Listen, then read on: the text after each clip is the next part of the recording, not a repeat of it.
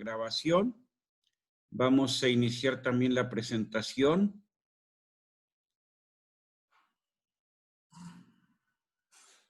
Muy bien. Ahí ya debe de estar la presentación en la pantalla. Ustedes me indican si es así para poder continuar. Sí, profesor. Sí, Muchas profesor. gracias. Muy bien.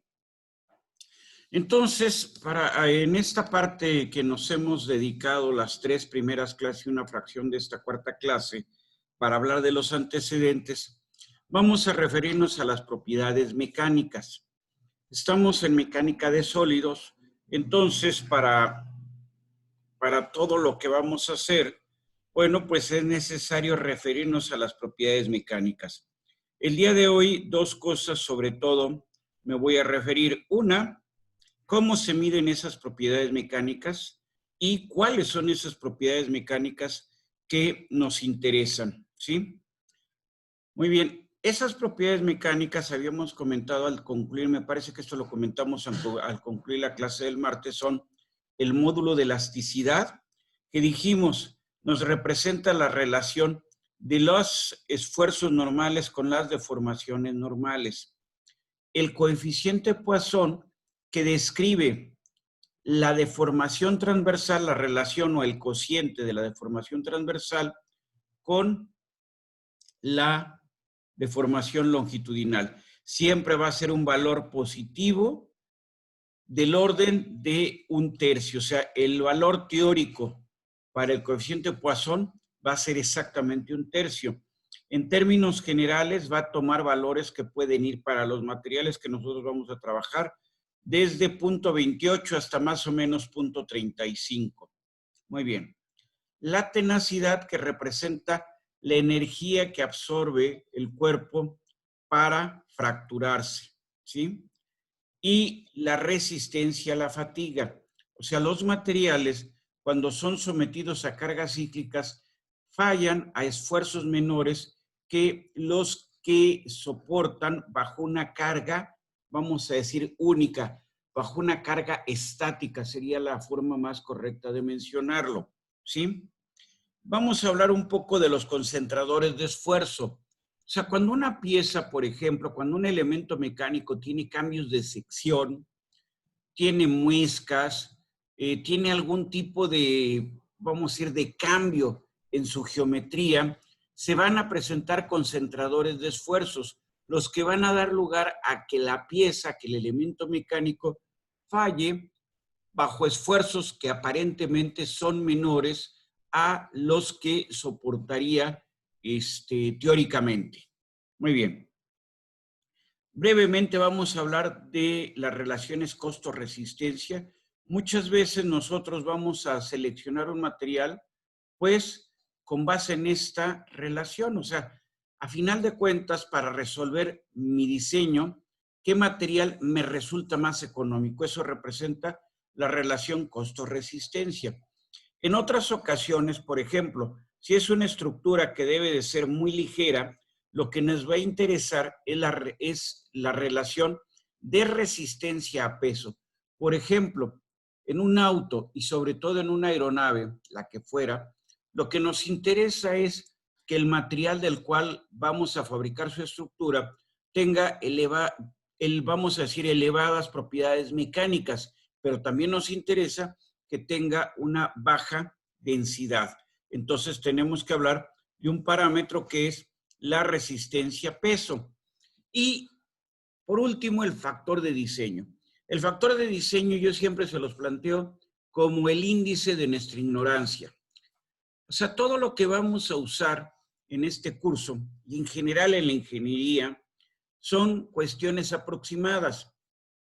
Recuerden que la ingeniería no es ciencia, es una técnica, ¿sí? Es aplicar a final de cuentas la física y las matemáticas para la solución de problemas concretos, para la solución en este caso de problemas mecánicos, que es, vamos a decir, el motivo, la razón de ser de nuestro curso. Entonces, el factor de diseño representa qué tanto vamos a reducir para el cálculo, qué referencia vamos a tomar para el cálculo de la resistencia reportada para el material. Esto es, si yo voy a utilizar un acero que tiene una resistencia reportada de 250 megapascales o 200, voy a decir un número que sea muy simple de manejar, 300 megapascales, ¿sí? Entonces, si ese es el valor que está medido experimentalmente, yo no voy a utilizar ese valor como mi límite de diseño, sino voy a utilizar un valor más bajo.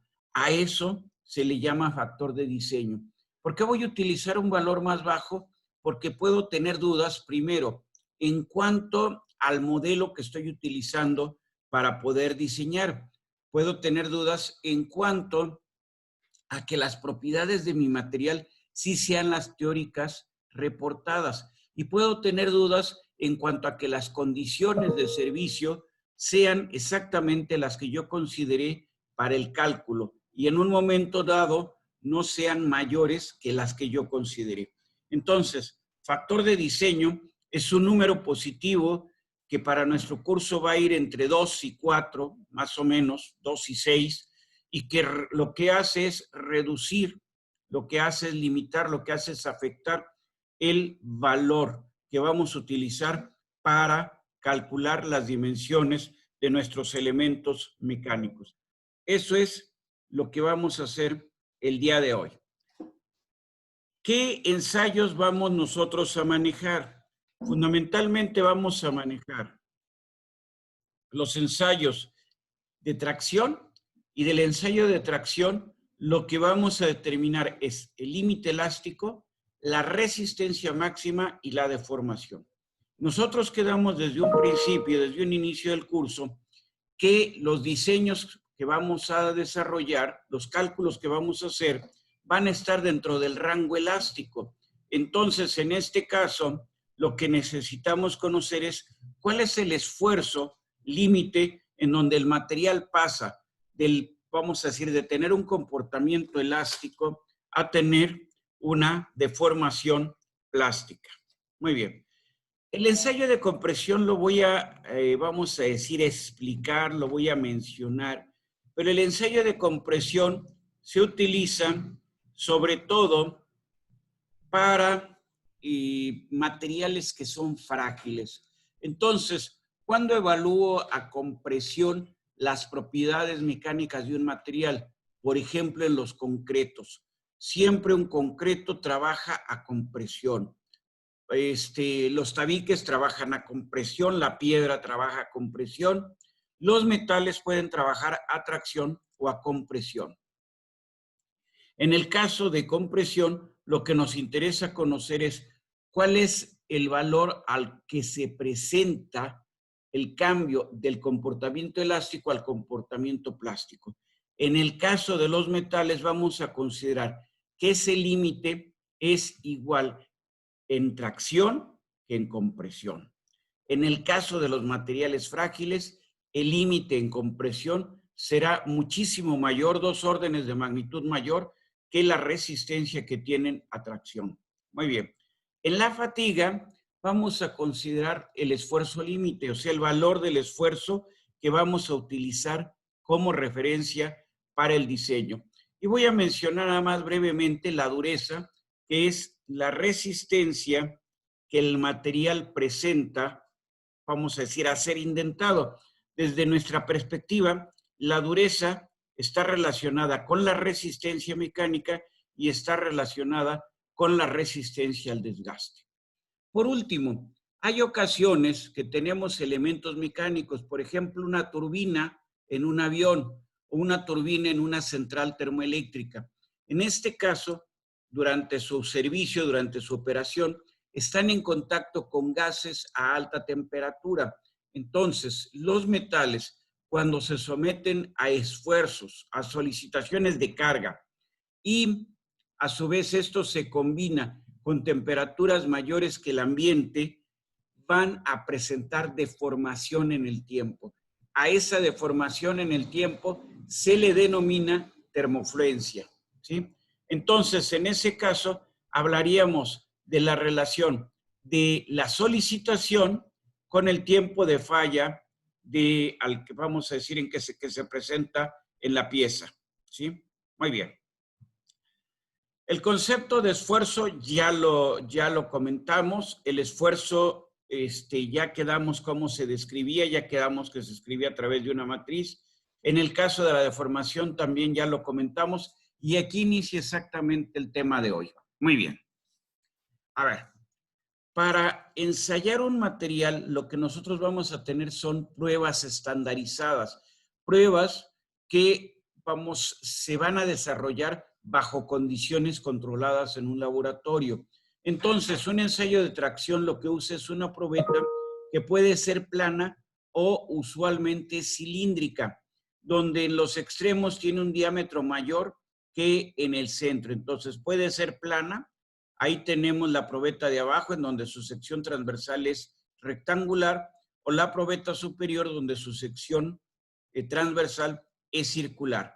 Entonces, en esa probeta tenemos un área mínima, que es donde se va a presentar sobre todo la deformación, y tenemos una longitud de medición sobre la que vamos a hacer nosotros nuestra evaluación de la deformación que sufre el cuerpo. Ahora, ¿qué medimos? Decíamos hace un rato en un ensayo de tracción.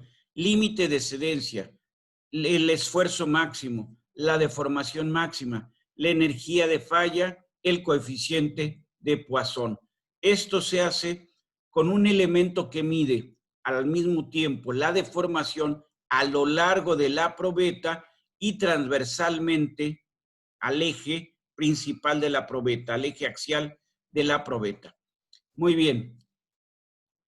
Muchas veces en el laboratorio, en materiales sobre todo, les hacen un ensayo de tracción demostrativo y les piden que de ahí determinen el módulo de elasticidad.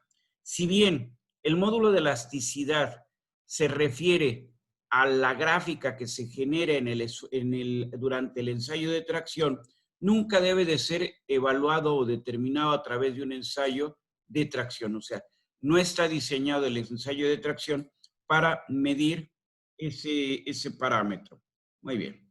Entonces, ahí tenemos el equipo, que es una máquina universal, ¿sí? Tenemos dos equipos con diferente capacidad de carga. En esta máquina universal tenemos una mordaza que está fija, que es la mordaza inferior, y un puente, si lo queremos ver así, que sujeta a una mordaza, la cual nos permite sujetar al extremo de la pieza, de la probeta que vamos a ensayar. En este caso, el puente se va a desplazar axialmente, se va a desplazar hacia arriba o hacia abajo, buscando con esto aplicar una carga de tracción o una carga de compresión a la probeta. Tal como está en la imagen, la máquina está preparada, está instrumentada para poder ensayar a tracción una pieza. En la pieza quedaría precisamente lo que se ve aquí, pues prácticamente muy delgado, pues un poquito se pierde en la figura, pero esa sería la probeta que vamos nosotros a medir. Entonces, que vamos, perdón, a evaluar. Entonces, esta máquina, ¿qué es lo que hace? Lo que hace es medir la fuerza que se aplica sobre el material, sobre la probeta, y a la vez medir el desplazamiento que tiene el cabezal, o todavía mejor, medir el desplazamiento que se presenta en un extensómetro que se coloca sobre la probeta. Lo que me interesa es la imagen que tenemos a la izquierda. A la izquierda tenemos una gráfica típica esfuerzo, deformación. Esfuerzo, eje de las ordenadas, deformación, eje de las abscisas.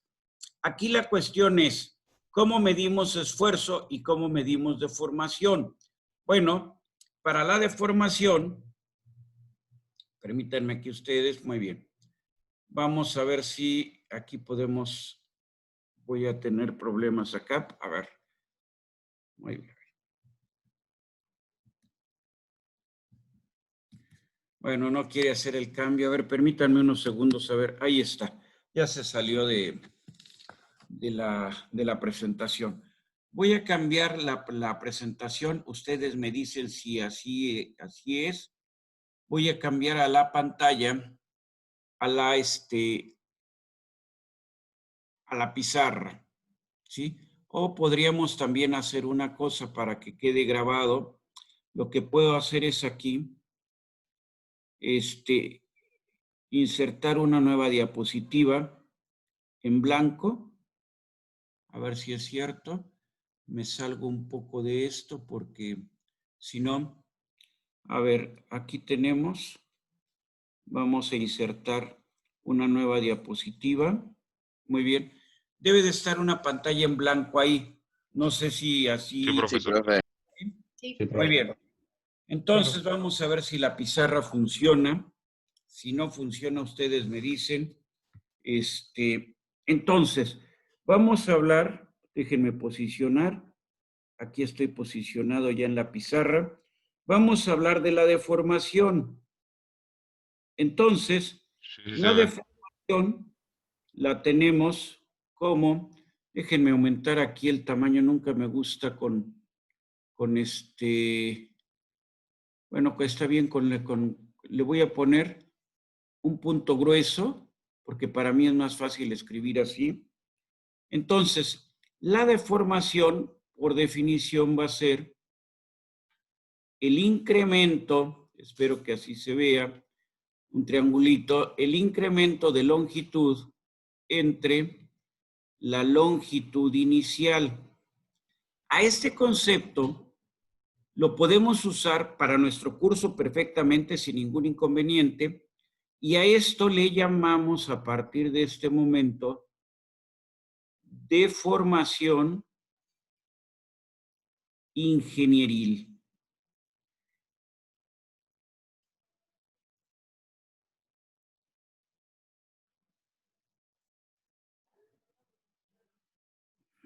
Muy bien. Profesor, ¿a qué se refiere o por qué ese nombre de ingeniería? Porque es una deformación aproximada. O sea, Ok. así como lo estoy definiendo, delta, perdón, es que aquí luego me salgo de posición. Entonces, yo tengo delta L que es la longitud inicial menos la longitud final. De hecho, aquí voy a cambiar, me voy a ir al borrador. Voy a cambiar esto. Si yo estoy estirando la probeta, estoy traccionando la probeta, ¿quién va a ser mayor? La longitud final, ¿no? Muy bien, perdón, Sí. aquí tengo un error. Todavía no hice el cambio. Ahí ya debe de estar a plumilla. Entonces, el incremento o la variación de longitud la voy a tomar como la razón de cambio de longitud final a longitud inicial. Muy bien, ese es en deformación ingenieril, o sea, es un valor aproximado. Si yo, en lugar de usar el término delta L, uso un concepto mucho más preciso. El concepto mucho más preciso que sería diferencial de L. Muy bien. Y entonces aquí, para entender qué es la diferencial de L, o cómo la voy a, no me gusta aquí cómo quedó, no me gusta esto, me regreso acá. Recuerden que ahora sí que tengan paciencia con su profesor, que luego me cuesta un poco de trabajo el estar en la tablet. Entonces, diferencial de L, al integrarlo, lo vamos a integrar desde una longitud inicial hasta una longitud final. Bueno, aquí me faltó algo. Voy a tomar diferencial de L, voy a borrar acá, para no borrar todo. Entonces, más que diferencial de L en sí, voy a tomar el cociente diferencial de L entre L. ¿Sí? A eso le voy a llamar, a este concepto diferencial de L entre L, esto lo voy a conocer como deformación real. No, yo creo que aquí no requiere más explicación. ¿Por qué la deformación real? Porque es el valor, vamos a decir, preciso de la deformación. Entonces, si nosotros estamos, repito aquí el concepto, si estamos integrando desde la longitud inicial hasta la longitud final, la diferencial de L, en lugar de usar el término incremento, que uso el término diferencial. En lugar de usar el término L0, pues simplemente este valor lo estoy manejando instantáneo. Entonces tomo la longitud. Y entonces, ¿esto qué va a integrar? Esto integra logaritmo natural ¿de quién?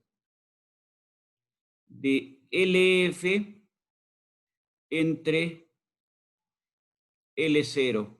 Y esto entonces sería la deformación real. Muy bien. No me gusta aquí que se corrió un poco la línea. No, ni parece una R. Entonces, cambiamos aquí. Y entonces vuelvo a poner esto. Muy bien. Deformación real. Muy bien. ¿Cómo es la deformación real? ¿Cómo es la deformación real contra el otro término? ¿Cómo podríamos ponerle al otro? Solamente ahorita les voy a poner estos subíndices. Más adelante ya no lo voy a manejar. Y entonces decimos, ¿cuándo? Pregunto a ustedes, ¿cuándo la deformación real y la deformación ingenieril serán aproximadamente iguales? Para que eso suceda, ¿qué se necesita? A ver, por ejemplo, Kevin Oropesa, ¿qué me dice usted? ¿Qué se necesita para que esa aproximación se pueda dar? Que los intervalos sean semejantes.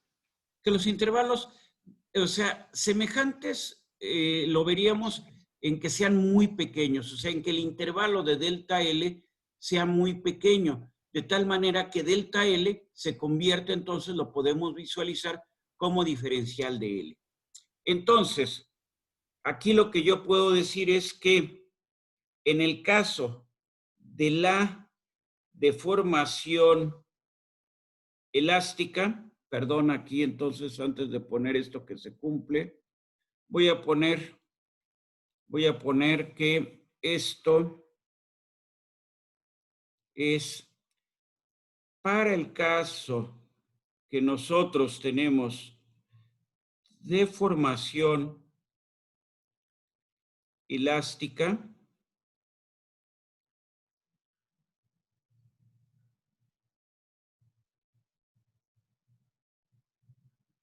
para el caso que nosotros tenemos deformación elástica, este concepto se va a cumplir. Entonces, en nuestro curso, ¿qué deformaciones vamos a manejar? Las deformaciones que vamos a manejar son elásticas. Entonces, en nuestro curso, podemos nosotros describir la deformación como el logaritmo o podemos definirla como o a través del cociente de incrementos. No sé si estamos de acuerdo en este punto. ¿Sí? ¿Hay alguna duda ahí? Muy bien. No, Y profesor. hablamos, dígame usted, ¿no hay dudas? No. Muy bien. Hablamos también del concepto del esfuerzo. Es el otro concepto que estamos nosotros trabajando, ¿no? Entonces decimos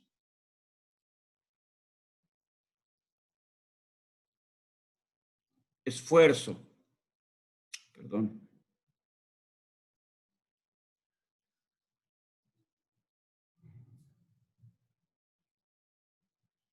Entonces tenemos el concepto del esfuerzo y el esfuerzo, también podemos hablar de un esfuerzo que es definido que le llamamos esfuerzo ingenieril.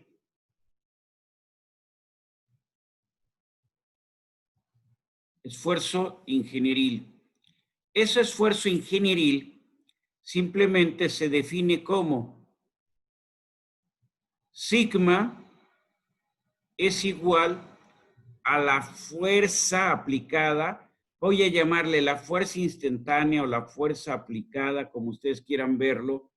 ¿Cómo lo quieren ver? Fuerza instantánea o fuerza aplicada. Voy a verlo mejor como fuerza instantánea. Fuerza instantánea entre el área inicial, o sea, el área antes de ser deformado. A eso le llamo esfuerzo ingenieril. Y vamos a definir también algo que es el esfuerzo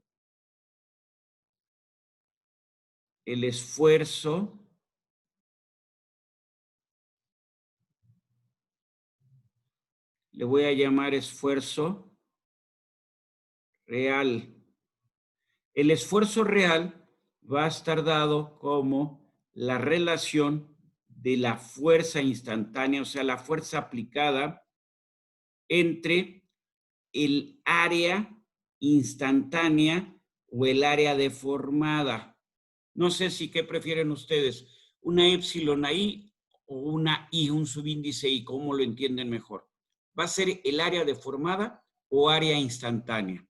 Siempre, bueno, el área instantánea o área deformada, el área instantánea o área deformada va a ser aproximadamente igual al área inicial siempre y cuando estemos nosotros en una deformación elástica. Entonces, para nuestro curso, en realidad no hay diferencia. Si nosotros ya consideramos una deformación permanente, entonces sí hay diferencia entre estos. Eso es lo que vamos a manejar. Queda la idea, el concepto de deformación, sea como cociente el cociente de incremento, perdón, el incremento de longitud entre la longitud inicial, o sea descrito a través del logaritmo natural. Si ustedes tienen, insisto, conceptualmente ya definimos cuándo estos dos son lo mismo, pero simplemente ustedes den una deformación del 5%.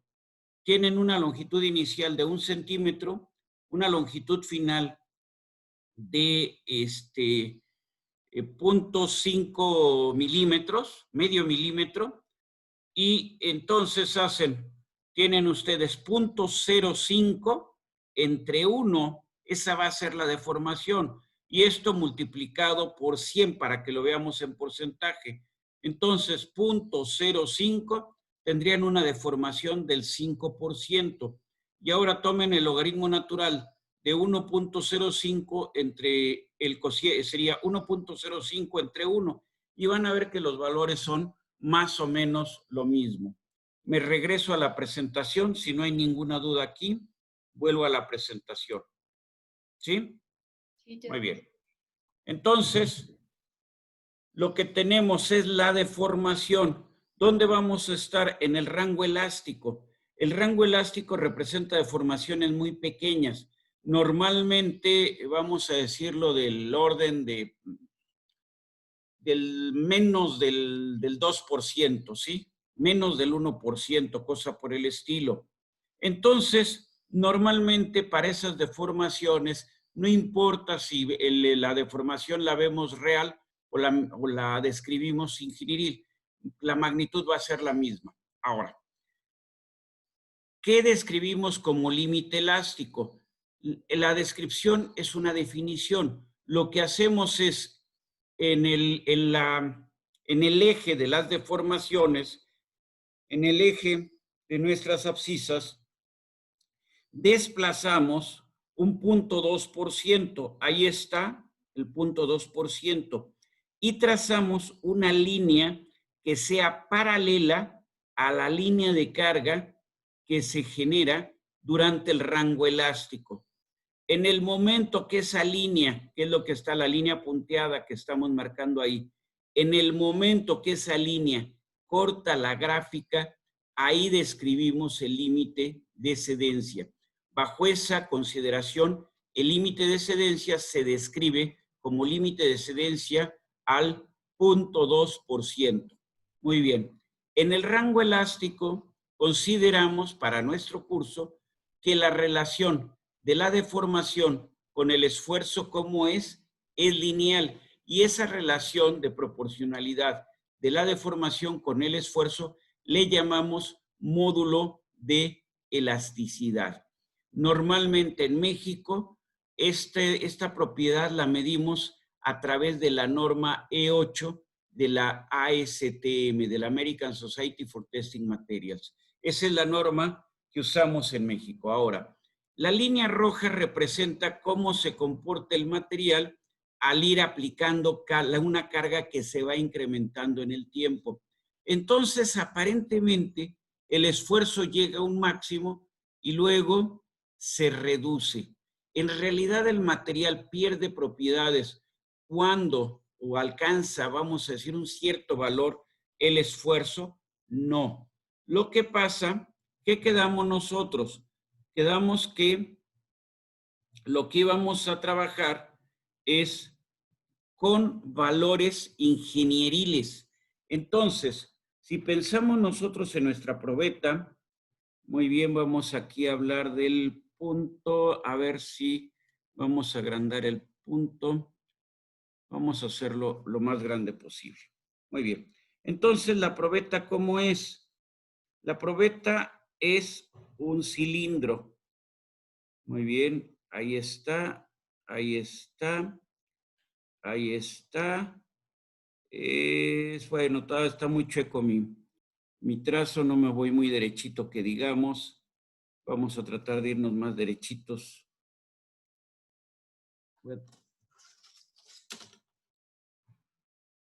Entonces estoy aquí.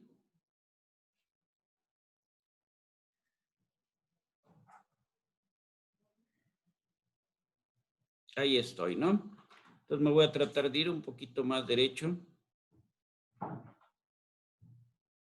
Bueno, no me puedo ir más derecho. Ah, es que estoy en la goma, con razón. Con razón no quiere escribir. En la goma no va a escribir nunca. Espero que la línea ahora se vea un poco más derecha. Sí. Bueno.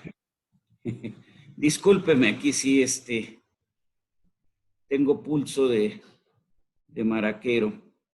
Muy bien. Está fea como... Está feo o está horrible mi probeta, ¿sí? Pero de todas maneras, ¿qué es lo que voy a hacer? Lo que tengo que hacer es, a final de cuentas, voy a considerar, voy a hacer un corte aquí en la sección, en esta parte. Ahí voy a hacer un corte.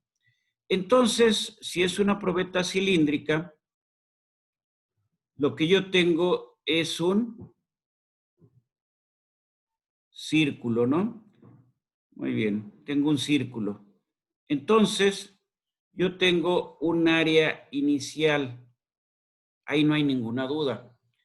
Ahora, ¿qué voy a hacer con mi probeta? Vamos a tratar de volver aquí.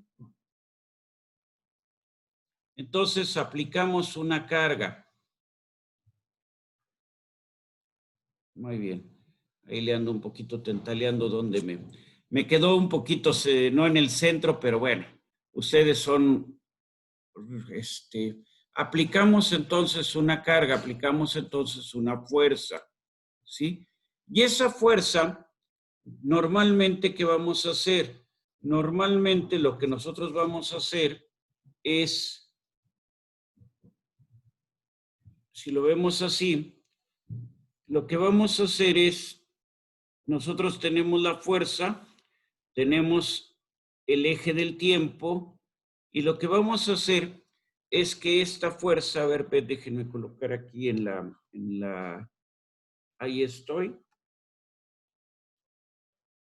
Esa fuerza va incrementándose con el tiempo. No sé si ahí está la idea. Muy bien. Entonces, al irse incrementando la fuerza que va a suscitarse, se va a deformar la pieza. Entonces, esta era la pieza en el tiempo inicial. ¿Qué va a suceder con la pieza? Voy a usar otro color. Vamos a ver aquí qué otro color, qué gama de colores tenemos. Se me ocurre un verde. El verde debe de resaltar, ¿sí? Y entonces, lo que va a pasar es que la pieza se va a ir estirando, pero al irse estirando, se va a ir deformando el material. Primero esa deformación va a ser uniforme, o sea, va a ser, a ver aquí, ahí mejor, ahí es un poco, la deformación va a ser a lo largo de toda la pieza. Entonces, bueno, aquí mejor quedó del otro lado. Entonces, el área de la pieza, ¿qué le va sucediendo? El área, con el tiempo, que al ir incrementando la carga e irse deformando, ¿qué le va a suceder al área de la pieza? Entonces, esto es un área instantánea. ¿Qué es lo que va a pasar? El área se reduce. Entonces, lo que nosotros tenemos es que nuestra área, el área instantánea o el área deformada, es menor que el área inicial. Entonces, ¿nosotros qué hicimos para calcular o para determinar el esfuerzo? Dijimos que iba a ser la fuerza que estábamos aplicando de manera instantánea y que considerábamos el área inicial, ¿sí? Entonces, va a llegar un punto en donde en realidad en la probeta ya la deformación no es a lo largo de toda la probeta, sino se forma lo que se conoce como una estricción o un cuello. Espero que no me gusta mucho cómo quedó la figura, pero bueno, no me gusta mucho. No sé si más o menos queda la idea. O sea, la probeta ya no se deforma uniforme sobre toda su longitud, sino se deforma más en el centro. En ese momento, ¿qué es lo que hace la gráfica? La gráfica, si regresamos a lo que teníamos, a lo que habíamos planteado, aquí está. Entonces, me voy a mi gráfica, déjenme ver aquí, ¿dónde estoy? Aquí estoy. Entonces, estos ejes los estoy utilizando, los pretendo utilizar ¿para qué? Para generar una gráfica de quién. Déjenme posicionar, aquí estoy, ahí estoy. Entonces, la gráfica viene así más o menos, es lo que acabamos de ver. Entonces, llega un punto en donde el área disminuye de manera tan importante con respecto al área inicial que aparentemente pareciera que el material pierde propiedades. No, el problema es cómo hemos definido el esfuerzo. ¿Cómo lo definimos? Considerando que el área inicial. No estamos compensando con respecto al cambio de dimensiones. No estamos compensando, perdón, aquí yo ya hice una tontería. Discúlpenme aquí qué fue lo que hice. Creo que borré. Ya no se ven. Ah, no, aquí están, me brinqué. A ver, aquí está. Estaba yo aquí. A ver, estoy en esta. De cancelar, ahí en el ¿Mande? centro de la Ah, pantalla. sí, me está diciendo aquí que no, esto no tiene que ser. Estamos compartiendo, entendido. Entonces, ahora sí. Entonces, me interesa aquí generar una nueva, voy a ponerla aquí, a ver si aquí no me da problemas. Una nueva diapositiva. La diapositiva en blanco, ahí está. Entonces, en la realidad, Déjenme posicionar aquí en la pantalla. En la realidad, si nosotros graficáramos, aquí me posiciono, perdón, aquí estoy. Bueno, mis ejes no me quedaron muy perpendiculares, pero bueno, espero que con el tiempo esto mejore. Muy bien. Entonces, yo tengo una gráfica esfuerzo de formación, pero lo que voy a poner es una gráfica real. Entonces, en esa gráfica real, considero el esfuerzo como la fuerza aplicada instantáneamente con respecto al área deformada y considero la deformación como el logaritmo natural, ¿de quién habíamos dicho? El logaritmo natural de la longitud, logaritmo natural de la longitud final entre la longitud inicial.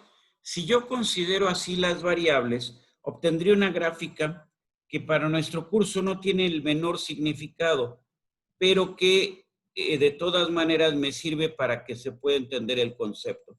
Entonces tendríamos una zona lineal, que es el rango elástico, luego vendría la deformación plástica, y llegaría un punto aquí en donde esta gráfica,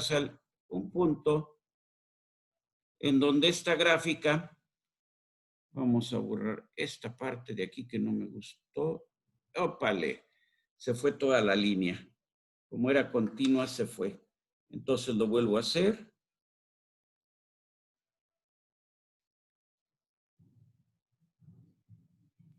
Sería donde cede, ¿no? Es que más que donde cede, no me gusta. Voy a borrar las dos.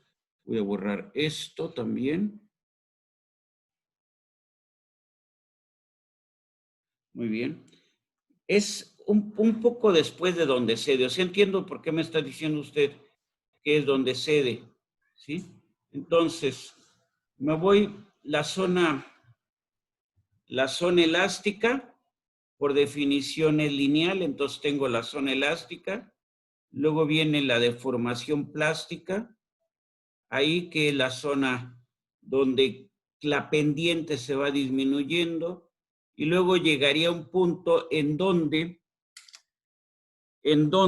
el área empieza a disminuir muy rápidamente y es donde cambia la pendiente. O sea, tenemos aquí que primero la pendiente empieza a disminuir en esta zona. Aquí la pendiente empieza a disminuir y luego cambia la pendiente, empieza a aumentar, ¿sí? Entonces, con esta forma, con esta geometría, tendríamos nosotros una gráfica real. Entonces, déjenme regresar a donde estaba. Estaba aquí. Entonces, la gráfica como nos interesa es esto. Esta es una gráfica ingenieril, ¿sí? La gráfica real es lo que estábamos viendo en la ocasión anterior. Ya definimos que para la gráfica ingenieril, cuando menos en el rango elástico, no importa si hacemos el cociente del incremento de longitud entre la longitud inicial o tomamos con el logaritmo la deformación. El resultado va a ser exactamente igual. Pero en la gráfica ingenieril siempre consideramos el esfuerzo ingenieril, no el esfuerzo real.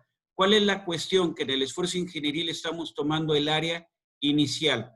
Ahora, ¿cuál es el problema? Que cuando estiramos la probeta, va a llegar un punto en donde la deformación se localiza. ¿Dónde se localiza? En el plano medio normalmente. Y eso va a representar una disminución importante en el área. Entonces, en lugar de tener la gráfica ingenieril que teníamos anteriormente, bueno, aquí ya me faltó, aquí estaríamos, vamos a tener una gráfica real, que va a ser de esta forma. ¿Tiene interés para el curso? No, no tiene interés. Pero esta gráfica, ¿qué nos dice la gráfica real?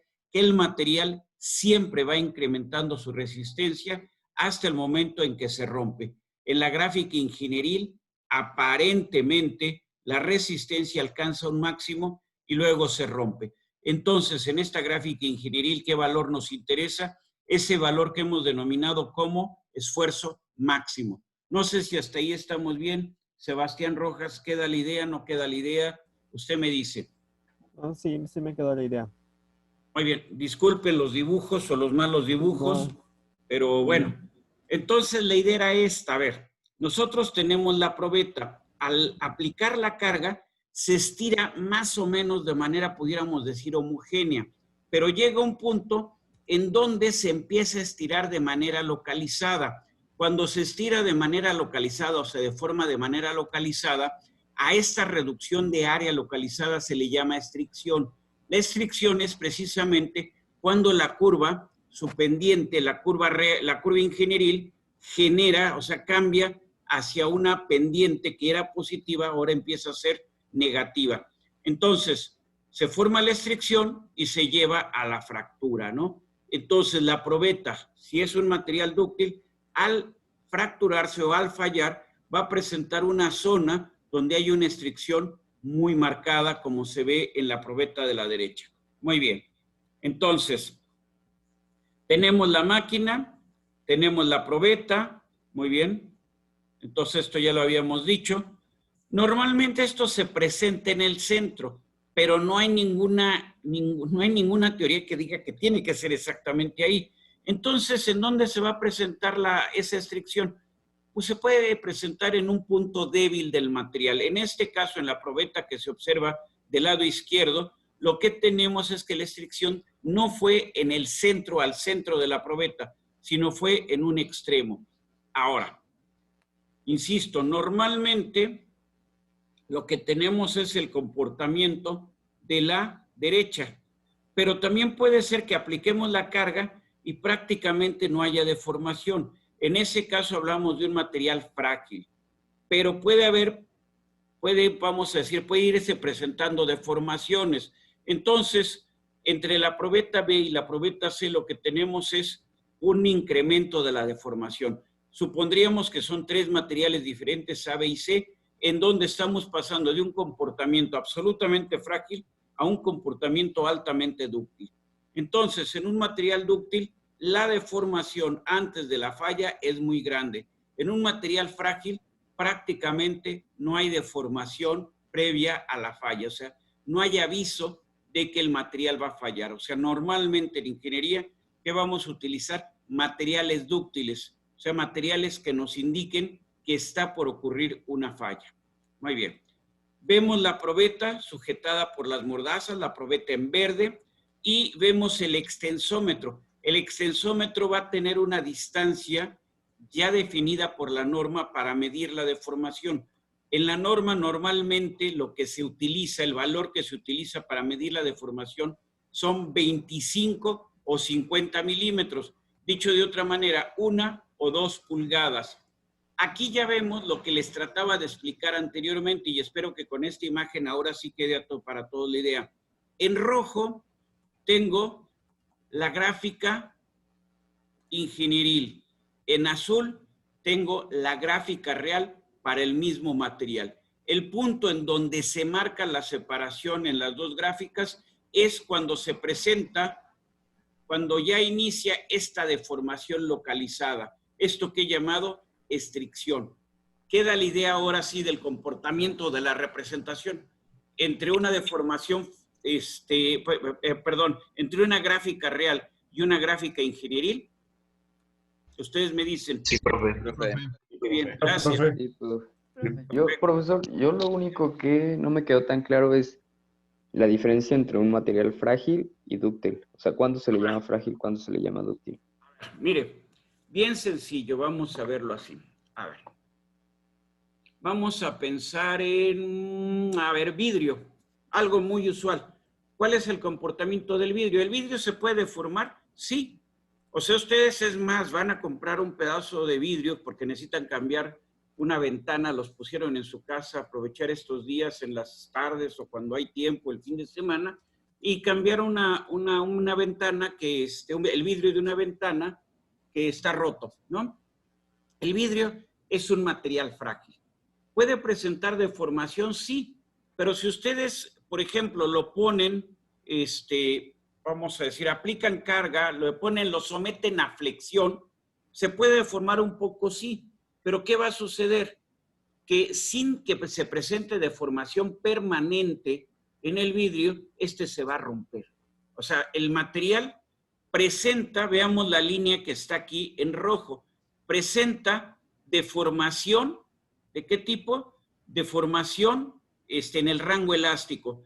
Pero esta parte aquí, que donde cambió la pendiente, donde la pendiente disminuyó, no la va a presentar. O sea, el material frágil puede tener diversos rangos de fragilidad. Me queda claro que un vidrio no presenta deformación permanente, simplemente se va a fracturar. O sea, llega a un punto en donde alcanza su valor máximo, ¿y qué pasaría? Aquí alcanza un valor máximo y se rompe. El vidrio entonces es un material frágil. Ahorita está usted en su casa y a lo mejor por ahí encuentra un clip. Y entonces el clip lo dobla. Se rompe el clip, o sea, lo dobla y cambia la forma del clip, ¿sí? Lo endereza el alambre. ¿Cómo fue la deformación ahí? Fue dúctil. O sea, usted aplicó una carga tal que llevó el clip a que cambiara su geometría, o sea, fue una deformación plástica. Entonces el clip se dobló, pero no se rompió. Pero ahora, ¿qué sucede si usted le está dando para un lado y para el otro, para un lado y para el otro? Lo empieza a deformar. Pues va a llegar un punto en que se rompe. Yo creo que todos han tenido la ociosidad de hacer eso. Entonces, en este caso, el material dúctil se va a romper. O porque alcancemos un valor que va más allá de su resistencia, o porque apliquemos cargas cíclicas que por daño acumulado lo llevan a la falla, ¿sí? Normalmente cuando hablamos de fatiga no va a ser como en el clip, porque en el clip la deformación que estamos dando es plástica, sino en la fatiga o en los casos de fatiga, la deformación está dentro del rango recuperable o elástico. No sé si está la respuesta, me parece que era Eduardo, ¿no? Sí, Eduardo, sí, ya. sí, ¿verdad? Lascano, sí. Lascano, sí. ¿Sí está la respuesta o no quedó? Sí, Usted me dice. sí, ya entendí mejor. Gracias. Muy bien. Equipos más o menos como los que tenemos en la facultad, ¿sí? Estas máquinas se conocen como estáticas, máquinas universales, porque se pueden hacer una gran cantidad de ensayos. Las máquinas modernas todas son controladas por computadora y directamente el software les va dando los datos, o sea, les va dando límite elástico, les va dando esfuerzo máximo, les va dando deformación, etc. Y aquí, del lado derecho, se ve con el detalle la probeta, que sería el elemento que está de color negro, y el elemento que se ve ahí en color claro, metálico, etcétera, etcétera, que es con el que sujetamos la probeta, con el que estamos analizando la deformación de esa probeta. Está sujeta por los extremos a través de las mordazas, ¿sí? En este caso, en esta imagen, tenemos una probeta plana, ¿sí? Normalmente la gráfica esfuerzo de formación no presenta pendientes tan grandes, pero todo depende de las escalas, cómo las manejen ustedes. Entonces, en todos los textos de materiales, la gráfica que ustedes van a encontrar para un ensayo de tracción es como está la línea roja. O sea, aumenta el esfuerzo, llega a un máximo, cae y luego vuelve a aumentar. Esta gráfica, si ustedes ya están en planta y les entregan un material que tiene este comportamiento, inmediatamente lo van a rechazar. O sea, este comportamiento que se presenta en todos los textos es un comportamiento indeseable y en la práctica. Porque eso representa aquí, en donde está la letra B, ese paso de A, que es un máximo, y luego una caída, un mínimo, entre la letra A, entre este máximo y este mínimo, se habla de un límite elástico superior y un límite elástico inferior. En este caso, entre A y B, la deformación en el material está, vamos a decir, está limitada a una zona muy angosta, que daría como consecuencia, si ustedes están formando la pieza, si ustedes es lámina y la van a usar para una carrocería, va a significar ese tipo de comportamiento que en la zona de mayor doblez en la carrocería se presenten fracturas. Entonces, esto, si bien aparece en todos los textos, es indeseable. El comportamiento deseable en un ensayo de tracción es como el que se marca aquí en la línea roja, en donde hay continuidad en la curva, ¿sí? Pasa del rango elástico al rango plástico de manera continua. No hay ese cambio marcado con un límite elástico superior y un límite elástico inferior. Muy bien. Entonces, ¿qué nos indica esta gráfica? Lo que nos indica es que si nosotros tomamos el material, lo llevamos desde una carga 0 hasta una carga, vamos a llamarle D, y de ahí descargamos el material, va a presentar una deformación permanente. Esa deformación permanente se va a marcar entre el origen y F, ¿sí? Si nosotros volvemos a cargar el material, ya no presenta el comportamiento que habíamos visto anteriormente, sino el comportamiento convencional, o sea, va de F, C, D, alcanza un máximo que es más o menos por ahí de D, luego empieza a bajar y llega a un mínimo en donde se presenta la fractura. Serían los comportamientos normalmente deseables. De nuevo tenemos una gráfica típica del libro. Quedamos que este límite elástico agudo, ese valor donde está la YU y la YL, es un comportamiento indeseable. ¿Qué es lo que buscamos o qué es lo que nos interesa? Que esta curva siempre sea continua. En esta gráfica también vemos, pues, el comportamiento ingenieril, que vamos a describir como ingenieril, donde hay un máximo que es la S y luego un valor donde aparentemente, bueno, un valor que alguien podría decir es el esfuerzo de fractura. No, el esfuerzo de fractura lo vamos a considerar como el valor S. Y tenemos también una curva que aquí va punteada en azul. Esa curva que ve en azul, que representaría, pues, el gráfico que hemos llamado real. La gráfica esfuerzo de formación real, ¿sí? ¿Qué es lo que nos dice? Nos dice que hay un rango elástico, ahí está claro, ¿sí? Que hay un rango donde la deformación plástica es uniforme y que hay un rango donde se presenta una deformación plástica localizada, donde hay un estrechamiento o hay un cuello en la probeta, ¿sí? Muy bien. En los ensayos está definida la velocidad con la que vamos a hacer la carga. Profesor, perdón, tengo Dígame una usted. pregunta. De Dígame usted. la diapositiva anterior, ¿ese qué dijo que era? Ese para nosotros representa el esfuerzo máximo, la resistencia máxima del material, o alguien le puede llamar esfuerzo de fractura, llama el esfuerzo de fractura. Es el valor máximo que va a soportar para nosotros, convencionalmente para nosotros, ese material, ¿sí? Nunca le voy a llamar esfuerzo de fractura a este esfuerzo que se marca en B. Yo sé que en B se rompe, pero si yo esto lo refiero al eje de los esfuerzos, pues me da un valor que anteriormente me había generado a lo mejor una deformación elástica o una deformación plástica. Entonces, si yo digo que B es el esfuerzo de fractura, estoy cometiendo un error, porque en realidad el material llega hasta S y luego se forma el cuello, y al formarse el cuello, aparentemente, la resistencia disminuye. Recuerden ustedes que la resistencia siempre aumenta, pero esa aparente disminución se da porque en la probeta de prueba se presenta un estrechamiento localizado. Entonces se presenta una estricción o cuello en la probeta. No sé si por ahí va la pregunta. Sí. Gracias. ¿Sí? ¿Puro? Muy bien, gracias, Eduardo. Muy bien. A ver, ¿qué pasa si ustedes trabajan a altas velocidades? ¿Qué favorece? Hace rato me preguntaban. Un material frágil, hablamos del vidrio. ¿El acero puede fracturar frágil? Desde luego que sí. Va a depender de varias cosas. Del espesor. Grandes espesores favorecen falla frágil. 1. 2. Grandes velocidades de deformación, o sea, lo que se llama cargas de impacto, favorecen falla frágil. 3. Bajas temperaturas favorecen falla frágil. Muy bien, Pregunto un concepto que todos han visto desde niños, han escuchado de esta tragedia, y es un concepto que de ahí podemos desprender.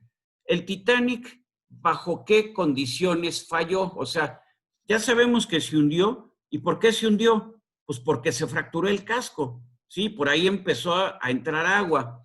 Pero, ¿en dónde estaba navegando el Titanic cuando sucedió el accidente? Pues en una latitud muy al norte, o sea, en condiciones de agua muy fría. Segundo, iba a una cierta velocidad y chocó, o sea, hubo una carga de impacto contra un iceberg. Y tercero, o sea, había bajas temperaturas. Segundo, teníamos nosotros que la carga fue de impacto, o sea, fue un choque del barco contra un iceberg. Y tercero, ¿sí? Las placas del barco eran placas muy gruesas, o sea, estamos hablando de un barco. Entonces, el espesor de las placas debe de haber sido cuando menos, de unos 8 o 10 centímetros. O sea, eran placas de un espesor muy importante, era un barco grande. Entonces, las tres cosas que hacen favorecen la falla frágil, o sea, simplemente el material que debería de haberse deformado, no se deformó, o sea, debería de haberse deformado plásticamente, en último de los casos, elásticamente primero y luego plásticamente, o sea, se le debería de haber hecho una abolladura al casco del Titanic, y no se le hizo una abolladura, se rompió el casco y se hundió. ¿Qué favoreció eso? Tres cosas. Entonces, un mismo material puede presentar falla frágil o falla dúctil, dependiendo de velocidad de carga, dependiendo de temperatura y dependiendo del espesor que tenga este material. Entonces, grandes velocidades de carga, ¿qué hacen? Que el material presente menor deformación plástica y una aparente mayor resistencia. Entonces, altas velocidades de deformación, altas velocidades de carga, cargas de impacto, ¿qué hacen? Aumentan, aparentemente se aumenta la resistencia, pero se disminuye la tenacidad, o sea, se disminuye la cantidad de energía que absorbe el material antes de romperse. ¿Está la idea? Sí, profesor. Gracias. Sí, profe. Muy bien. Material dúctil, ¿sí? ¿Qué presenta? Deformación plástica. En el caso de la probeta, una estricción o cuello. Material frágil. ¿Hay deformación? No, no hay deformación. ¿Cómo es la superficie de la probeta? Yo diría que es como aparentemente granular, como si fueran cristalitos ahí, como si fuera un terrón de azúcar. Entonces, pero más importante que eso, ¿hay deformación en esta pieza? No, no hay deformación. ¿Cuál es el diámetro que tiene aquí en la zona donde se rompió la pieza? El mismo que tenía originalmente. En cambio, en el material dúctil, ¿qué pasó en la zona donde se rompió la pieza? Su diámetro es mucho menor que el que tenía originalmente. ¿Está la idea? Muy bien. Ustedes van a encontrar esto en la literatura. Ustedes van a encontrar en la literatura datos sobre las propiedades mecánicas, por ejemplo, módulo de elasticidad, módulo de rigidez, coeficiente de Poisson, densidad, ¿sí? Entonces, para nuestro curso básicamente son las propiedades que nos interesan, es módulo de elasticidad, módulo de rigidez, coeficiente de Poisson, densidad, y luego además de esto, lo que nos va a interesar es su resistencia. Bueno, aquí nada más están módulos de elasticidad. En un metal, el módulo de elasticidad, ¿de qué orden es? Del orden de, vamos a decir, de cientos de gigapascales. En el acero es del orden de 200 gigapascales. En las aleaciones de aluminio del orden de 70 gigapascales. Y en las aleaciones de cobre del orden de 110, 120 gigapascales. A mayor temperatura de fusión, mayor módulo de elasticidad. Luego, el módulo de rigidez a corte, la G, siempre es un valor menor que el módulo de elasticidad. Entonces, en un acero, muy bien, ¿cuánto vale? Entre 75 y 80. En un cobre vamos a decir, entre 40 y 45, y en un aluminio alrededor de 25 gigapascales. ¿Alguna duda ahí? Entonces son datos, esto va a estar en las diapositivas, y les voy a entregar unas tablas también para que les sirvan como referencias. Muy bien, si ahora hablamos de polímeros, vemos el módulo de elasticidad, cómo es mucho menor que el de los aceros. Pero ¿cuál es la ventaja de los polímeros? Que su densidad es también mucho menor, ¿sí? ¿Cómo es su resistencia? Pues la resistencia puede ser del orden, vamos a decir, un orden de magnitud normalmente por abajo del que vamos a encontrar en los metales. ¿Sí? Muy bien. Ahí tenemos, profe, dígame yo tengo usted, una duda. dígame usted. Ahí el módulo de elasticidad, Sí. ¿por qué se mide en gigapascales cuando se divide el esfuerzo entre la deformación? A ver, vamos a verlo. Me voy a regresar, voy a abrir aquí. Déjenme ver si me permite salir. Permítanme un segundo a ver si luego se traba aquí la máquina.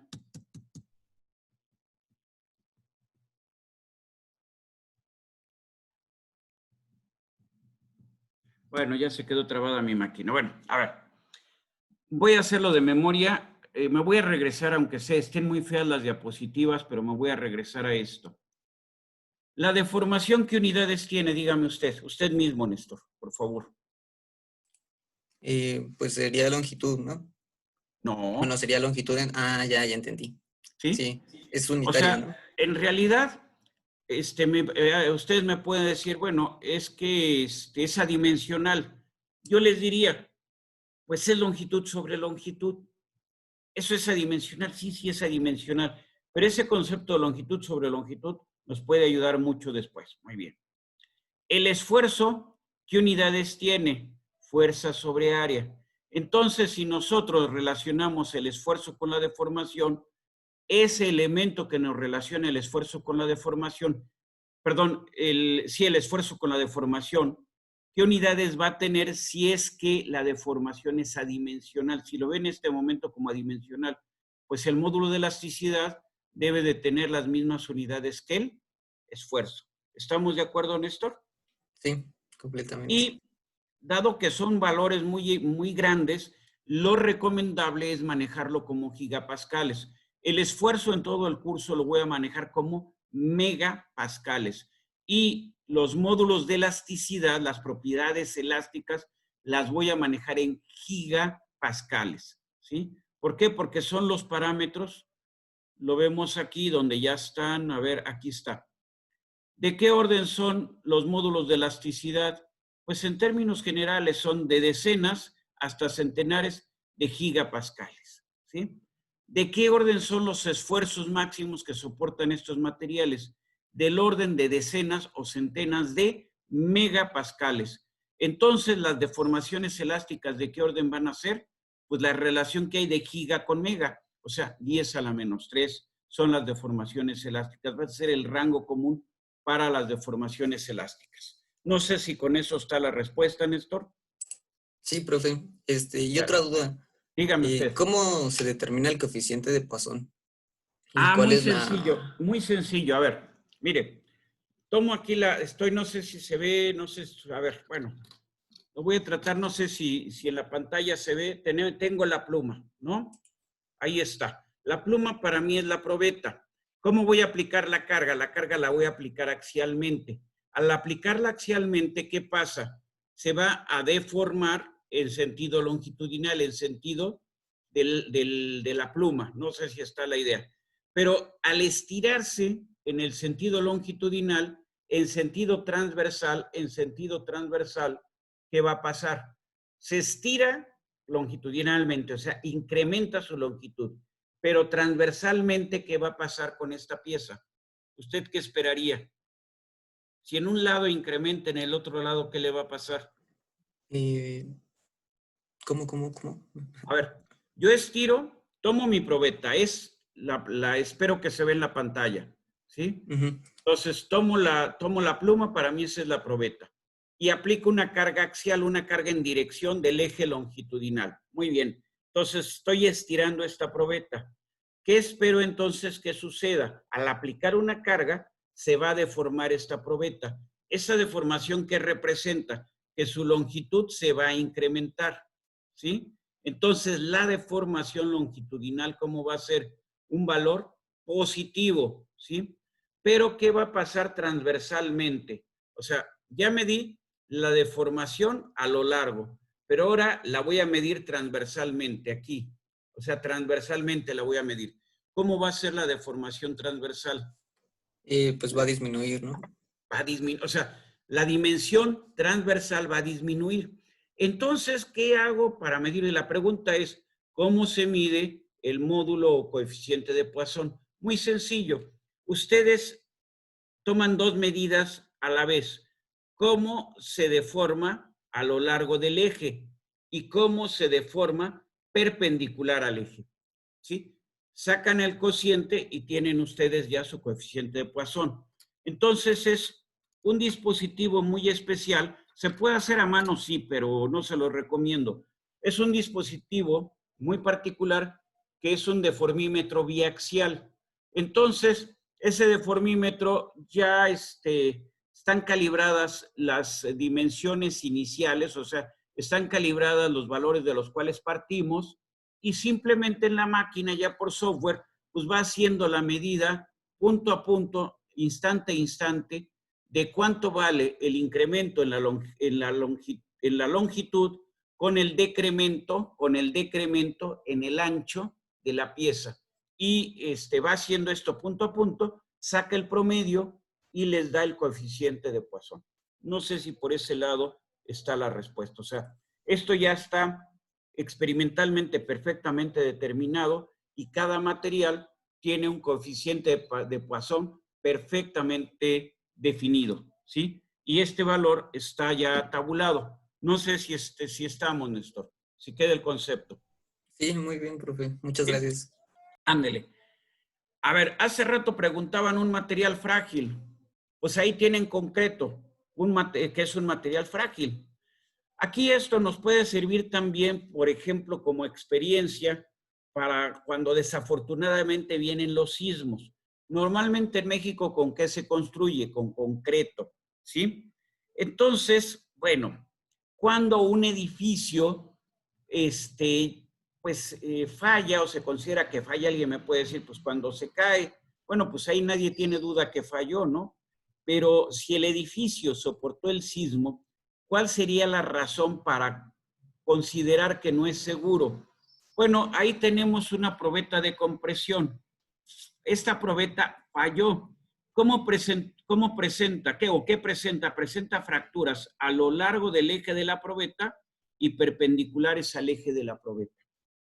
En un sismo hay combinación de movimientos. Hay un movimiento que es trepidatorio y otro movimiento que es, vamos a decir, podría yo ahorita referirlo como circular, que es oscilatorio. Entonces hay una combinación de movimientos en un sismo.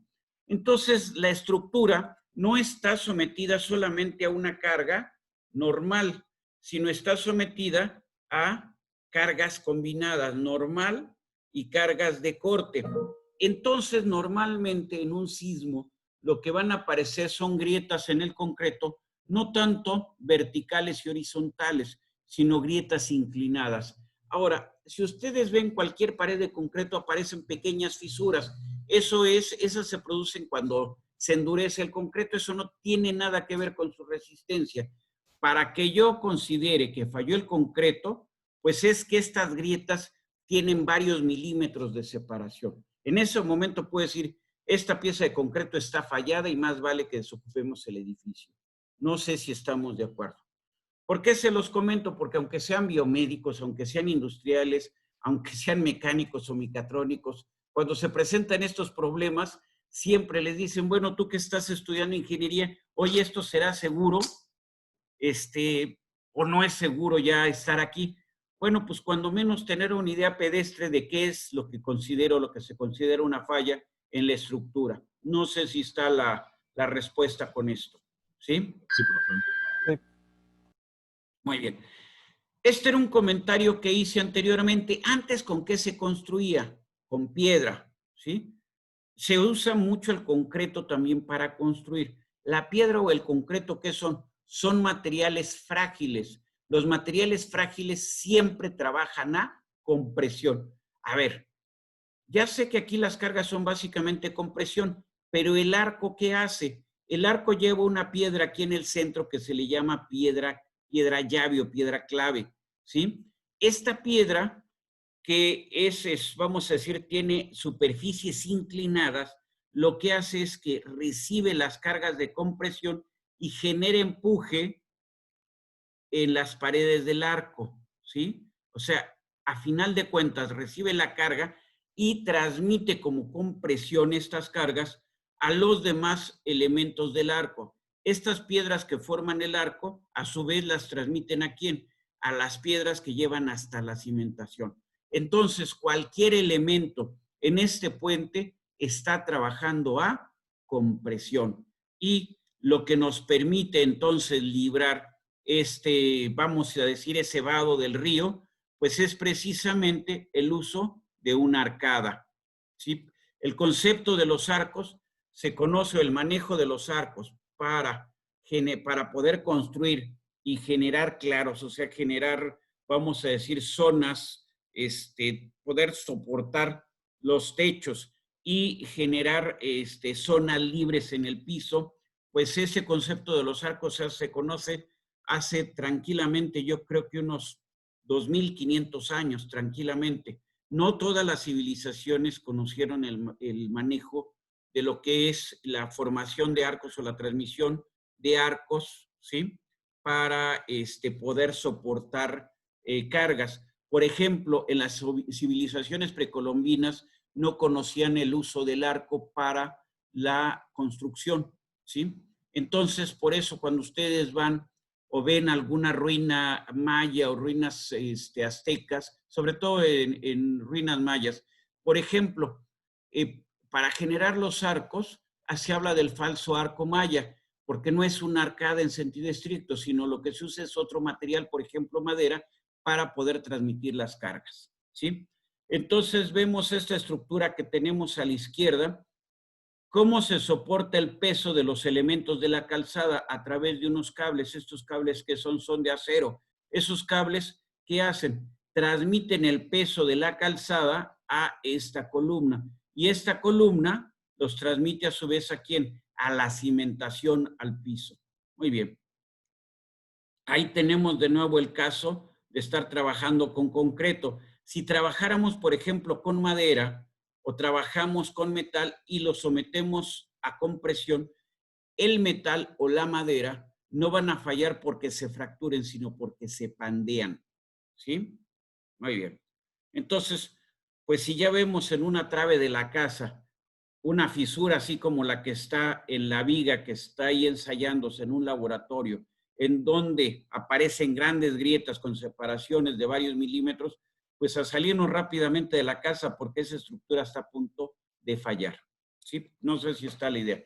En el caso, vamos a ver más adelante en el curso, en el caso de que tengamos una viga, esta viga normalmente en la parte de arriba va a trabajar a compresión y en la parte de abajo va a trabajar a tracción, ¿sí? Para que el concreto soporte o pueda en un momento dado transmitir cargas de tracción, ¿qué hacemos?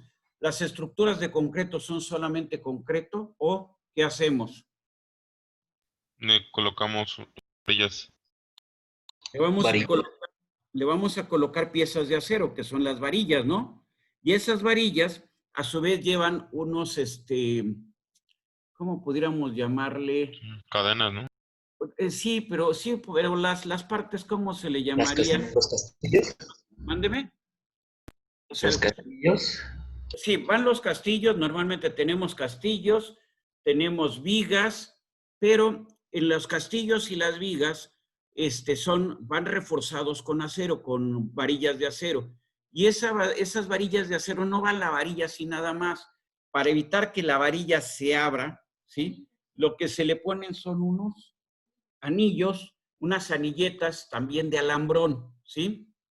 Entonces, tenemos unas anillas que lo que impiden o lo que ayudan es que para que no se abran los elementos estructurales para que no se abra la varilla dentro del concreto, o sea, no tienda a flexionarse, a fallar por pandeos, si lo queremos ver así de alguna manera. Entonces, por ejemplo, esto, y aquí yo ya no voy a hablar más, esto es, por ejemplo, un ensayo de flexión. En el ensayo de flexión ya es una cosa muy particular, ya no salimos de lo que antes estábamos mencionando. En este caso, la pieza estamos viendo bajo qué carga aplicada normalmente en el centro, se va a presentar ya una deformación plástica en el material. Normalmente, en las estructuras, lo que son las vigas trabajan a flexión. ¿Hay alguna duda ahí? Profe, y por ejemplo, ¿este tipo de máquinas se tienen en la facultad? Sí, tenemos, en la facultad tenemos, ahí en mecánica tenemos 3 máquinas. Una máquina que es dinámica, muy antigua, o sea, a mí me tocó instalarla como ayudante, entonces ya sabrán qué tan antigua es, con ese dato. Otra máquina que es electrohidráulica, que es para, vamos a decir, es estática, es una máquina universal de tipo estático, y otra máquina estática que está para proyectos nada más. O sea, tenemos 3 equipos, un dinámico y 2 estáticos, ¿sí? ¿Podemos hacer todos estos ensayos? Sí, sí, se pueden hacer todos estos ensayos, ¿sí? Por último, vamos a hablar de la resistencia a fatiga. Desde el siglo XIX, desde que empezaron los ferrocarriles, se dieron cuenta que de momento las estructuras fallaban a la de sin susto. Calderas, puentes, etcétera, causando graves accidentes. Entonces, se dieron a estudiar desde mediados del siglo XIX qué estaba pasando. De los primeros que hizo ensayos bien estructurados fue Wöhler, un alemán. Y lo que hizo fue determinar que si nosotros sometíamos a una cierta carga una pieza durante un número de ciclos muy amplio, estamos hablando de cientos de miles de ciclos o millones de ciclos, esta pieza iba a fallar bajo solicitaciones mucho menores que las que se observaban en un ensayo de tracción, bajo las condiciones de un ensayo estático. Entonces, lo que hizo Wöhler fue generar una gráfica en donde el esfuerzo está dado sobre una escala normal y sobre un eje, vamos a decir, normal, y el número de ciclos está dado, ya no es la deformación, sino el número de ciclos se describe en una escala logarítmica. O sea, estas referencias o estos reportes que datan del siglo XIX y la primera mitad del siglo XX, lo que refieren es la fatiga en un gráfico semilogarítmico de esfuerzo al que se presenta la falla contra el número de ciclos que está dado en una escala logarítmica. Ahora, esta es una visión del siglo XIX y de la primera mitad del siglo XX. En realidad, bueno, ¿esto cómo se hizo? Se tomaba un espécimen y se sometía a cargas que iban variando en el tiempo, ¿sí? Lo más sencillo es someterlo a carga de flexión, eso es lo más sencillito, como se ve aquí. Se toma el espécimen que está empotrado, se hace girar el espécimen y se aplica carga en un extremo. Entonces, si bien la carga aparentemente es constante, al estar girando el espécimen pasa de estar en un máximo a tracción a un máximo a compresión, o si lo quieren ver de un máximo a un mínimo. Así es como se generaría un gráfico. Pero estos gráficos, pues, si bien dieron una primera idea y se refieren a las condiciones a las que normalmente falla un elemento mecánico, son poco, vamos a decir, poco útiles ya en un análisis con mayor detalle. Entonces, ya avanzado el siglo XX, ya por ahí desde la segunda mitad del siglo XX, se generaron ensayos de tenacidad a la fractura. En este caso, ¿de qué se parte? Se parte de que en toda pieza mecánica, en todo elemento mecánico, siempre va a haber una discontinuidad. Y lo que se quiere ver es la combinación que causa la falla entre el tamaño de la discontinuidad, que aquí tenemos una discontinuidad elíptica, con una carga aplicada, ¿sí? Y entonces se habla de tenacidad de la fractura. Dependiendo de cómo se mide esa tenacidad de la fractura, que además son unidades muy especiales, muy particulares.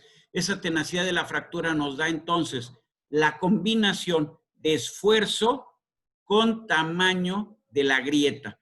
¿Y esto para qué nos sirve? Para determinar vida residual en un elemento y las condiciones críticas de falla. ¿Cómo pueden entender esto? ¿Cómo podemos visualizar esto? ¿Sí? Muy bien. Piensen ustedes en un globo. Si quieren, háganlo mañana, háganlo en la tarde. Inflenlo mucho, o sea, bastante, vamos. Pidan un alfiler o tomen un alfiler en su casa y pinchen el globo con el alfiler. ¿Qué es lo que esperan que suceda? Que explote. Que explote. Explote.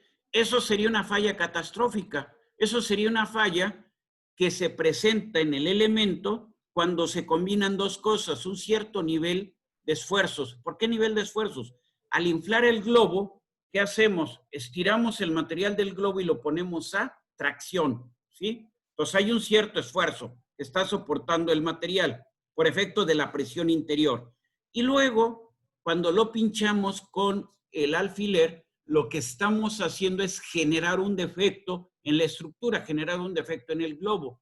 Entonces, cuando combinamos esos dos, ¿qué sucede?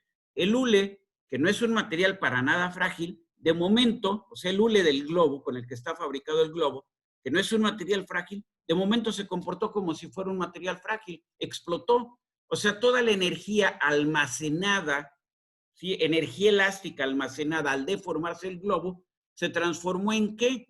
Pues básicamente se usó para formar nuevas superficies porque el globo era uno y ahora son muchos pedacitos, ¿sí? Y también, pues se generó ruido, se generó sonido. Al momento de estallar, al momento de explotar, se generó sonido. Ahí se disipó la energía. Entonces, ¿qué pasa si eso sucede en una tubería? ¿Qué pasa si eso sucede en la estructura de un avión? ¿Qué pasaría? Pues que de momento una discontinuidad en la estructura alcanza un valor crítico y ¿qué pasa? Falla intempestivamente la estructura, se rompe el ala y como consecuencia es evidente lo que va a suceder. Entonces, ¿cuál es la cuestión ahora? Lo que se mide experimentalmente es la combinación de una carga aplicada y por lo tanto esto conceptualizado como un esfuerzo con el tamaño de una grieta y se habla de tenacidad de fractura. Entonces, para los diferentes materiales está ya calculado esto. Les digo, son unidades muy raras porque, ¿qué dice aquí? Dice megapascales raíz metro. O sea, la tenacidad de fractura, por su definición, se da en combinación o el producto de esfuerzo por la raíz de longitud, o sea, megapascales metro. Y nos dice que la aleación de aluminio presenta 36 megapascales metro, otra aleación de aluminio 29, el acero 50, otro acero con un acero con otro tratamiento 87, una aleación de titanio de 44 a 66. Esa es la cuestión. Y entonces, no solamente los elementos mecánicos fallan por fatiga, sino durante la aplicación sucesiva de cargas, los defectos, las grietas, las discontinuidades que presentan los elementos mecánicos van a crecer hasta un punto en que alcancen un valor crítico, siendo este valor crítico la combinación o estando dado este valor crítico por la combinación de una discontinuidad y la carga, la solicitación que está soportando el material. Entonces, ¿cómo medimos o cómo vamos a calcular o cómo vamos a analizar ya en forma moderna las estructuras? Pues a través de mediciones de tenacidad, de análisis de tenacidad a la fractura. Ahora bien, en este punto, y ya para no cansarlos, son las 8:30 justamente. En este punto, por ejemplo, toda estructura va a tener defectos, toda estructura tiene discontinuidades. En un avión se van a hacer inspecciones cada cierto número de horas. Y esas inspecciones, ¿qué es lo que buscan? Detectar que hay discontinuidades, que hay defectos, que hay fallas, que hay inconvenientes, como ustedes lo quieran ver, que alcanzan un valor crítico que debe de estar mucho más abajo que el umbral. Si tengo ese valor crítico, ¿eso qué significaría? Bueno, pues que tengo que cambiar la pieza. O, por ejemplo, en los helicópteros normalmente hay una vida, o normalmente se define una vida útil. Una vez que alcanzan esa vida útil, las estructuras se considera que ya no son seguras, ¿sí? Entonces, todo esto son elementos que actualmente se usan para poder diseñar nuestras estructuras. Hasta ahí. Yo dejaría hasta ahí este capítulo. Esos son los puntos de interés. Las diapositivas que ustedes van a tener a disposición hablan de muchos más términos, pero esto es lo que sobre todo me interesa para el curso. Ensayos de tracción, ensayos de compresión, resistencia a la fatiga del material y tenacidad de fractura. En términos generales, para el curso solamente vamos a diseñar considerando la resistencia a la tracción o a la compresión según sea el caso, y en último de los casos pudiera ser la resistencia a la fatiga. En el curso nunca vamos a tocar términos de tenacidad de fractura, los dejamos para cursos superiores. Muy bien. ¿Alguna pregunta? ¿Alguna duda? ¿Alguna aclaración? ¿Algo que Por el ustedes... momento no. ¿No? Muy bien, le damos 5 minutos más nada más para plantear el siguiente capítulo. Y porque hoy teníamos que entrar y no me quiero atrasar tanto con esto, y son 8:32 apenas. Muy bien. Ernesto Ceja levantó la mano. ¿Alguna pregunta, Ernesto? Sí, profe, buenos días. Era Buenos para, días. bueno, pensé que iba a acabar la clase, pero es que yo solicité una cuenta institucional, entonces quería comentarle si no hay problema si la cambio del Classroom. Si doy de No, baja la que tengo actual. por favor, Sí. hágalo, no hay ningún problema. No, desde luego que al Ok. revés es mejor las cuentas institucionales. ¿Sí? Ok, Muy gracias. bien. Bueno, entonces, platico nada más muy brevemente de qué trata ahora sí ya vamos a entrar en materia. Hablamos de deformación y esfuerzo como conceptos fundamentales. Muy bien. En este capítulo lo que vamos a hacer es analizar el concepto, describir el concepto de deformación, de esfuerzo, ver cómo se describen y luego usar un gráfico para presentar esos conceptos, el concepto de esfuerzo y de deformación. Ese gráfico a través del cual representamos esos conceptos se llama círculo de Moore. Muy bien. ¿Hasta ahí? ¿Todos bien? Yo espero que sí. Muy bien. Ahora, cuando nosotros tenemos un cuerpo, este cuerpo al aplicar cargas puede presentar dos cosas. Cambiar su posición, o sea, cambiar su estado de equilibrio, y podríamos ver también, entonces, cambiar su geometría, ¿sí? Normalmente vamos a usar dos tipos de coordenadas para describir al cuerpo. Si lo referimos en una condición inicial, que llamamos T sub índice 0, hablamos de un sistema lagrangiano de referencia. Hablamos de coordenadas materiales y vamos a marcar esas coordenadas materiales o indicarlas con X mayúscula. Cuando hablamos de las propiedades del cuerpo, cuando éste está en un tiempo diferente del tiempo inicial, un tiempo T diferente del tiempo inicial, entonces vamos a describir, vamos a indicar la posición de todas y cada una de las partículas que constituyen el cuerpo a través de una base, unas coordenadas que vamos a llamar coordenadas espaciales. También las vamos a llamar referencia euleriana. Entonces, tenemos dos tipos de referencia, la referencia original o material o lagrangiana. La referencia para un tiempo cualesquiera, mayor que el inicial o diferente del inicial, y vamos a hablar entonces de que la descripción se da en una base euleriana. Muy bien. Vemos aquí, si yo tengo la partícula, ¿sí?, en la condición inicial que sería en rojo, y la partícula o el cuerpo, más que la partícula, el cuerpo, en una condición inicial que está descrita en rojo y en una posición final que está descrita en verde. Y yo me refiero a una partícula que originalmente describí por su posición y la llamé coordenada lagrangiana. Esa partícula se movió de la posición inicial a una posición final que ahora describo con una coordenada euleriana. Hasta ahí no hay ningún problema. yo puedo hablar de un vector de desplazamiento. Ese vector de desplazamiento le llamo U. Y ese vector de desplazamiento, en principio, pues depende de quién, de la posición, o sea, depende de la partícula y depende del tiempo. Muy bien, este desplazamiento de la posición inicial a una posición final lo llamo entonces desplazamiento y lo describo a través de un vector. Y ese vector está dado por la posición final menos la posición inicial. O sea, este vector que une o con el cual paso de la posición inicial a la posición final, ¿cómo lo llamo? Lo llamo U, que es vector de desplazamientos. Muy bien. También podría yo verlo así. La posición final, X minúscula, es igual a la posición inicial más el vector de desplazamientos. Y lo puedo esto manejar diferencial.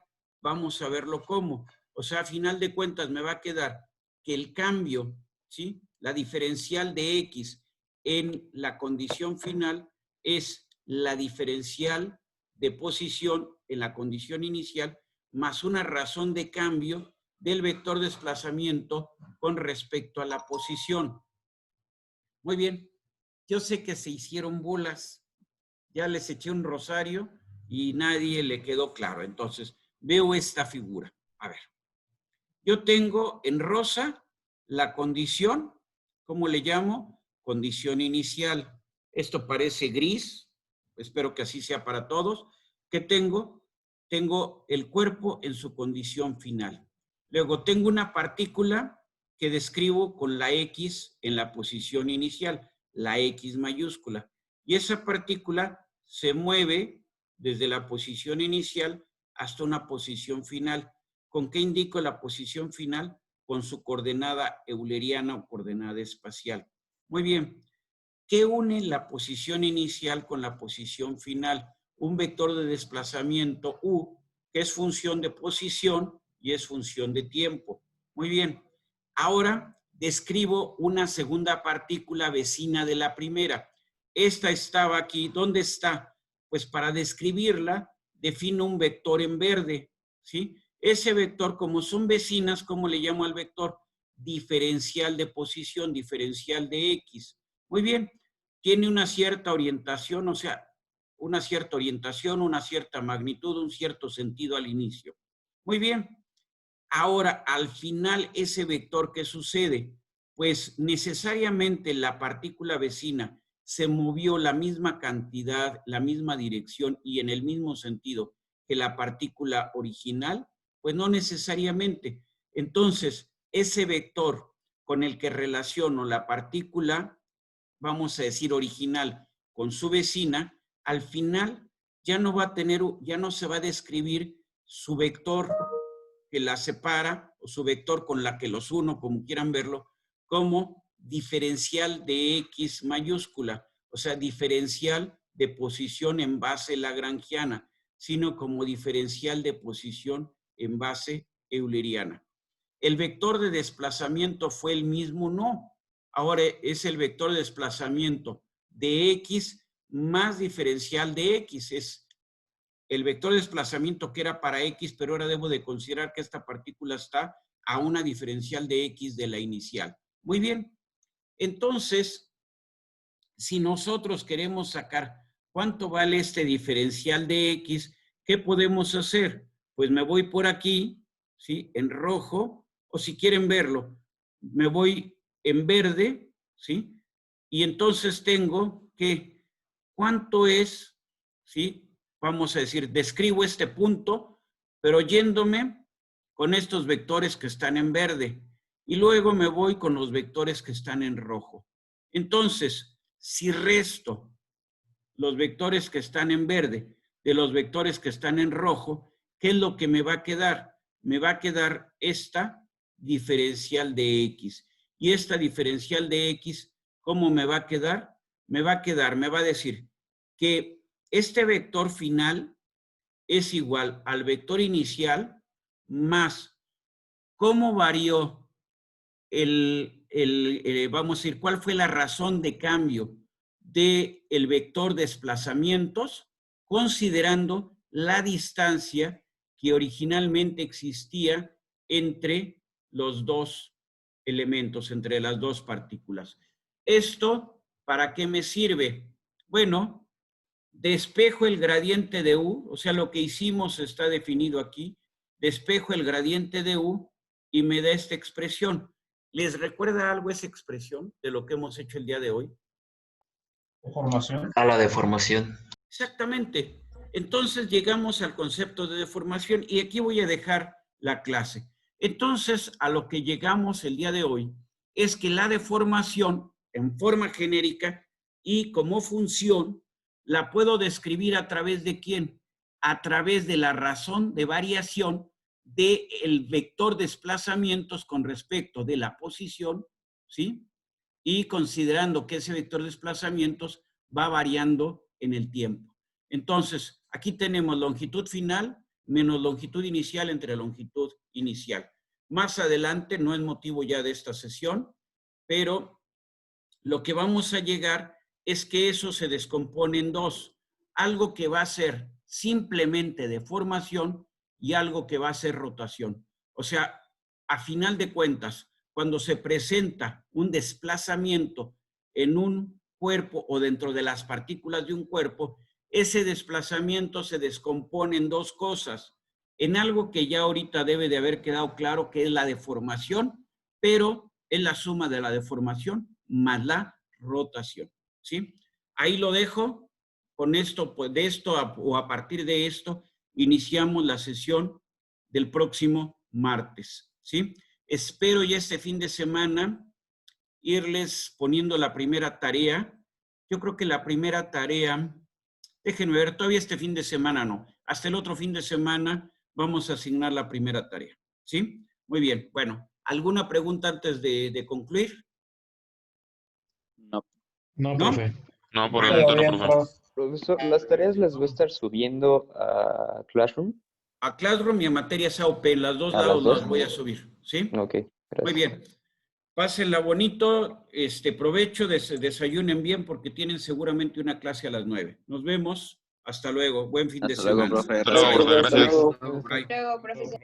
Bye. Hasta luego, profe. Gracias, profesor. Hasta luego. Tengan buen fin de semana. Hasta luego. Igualmente, gracias. Dejamos de grabar ahorita. Déjenme ver.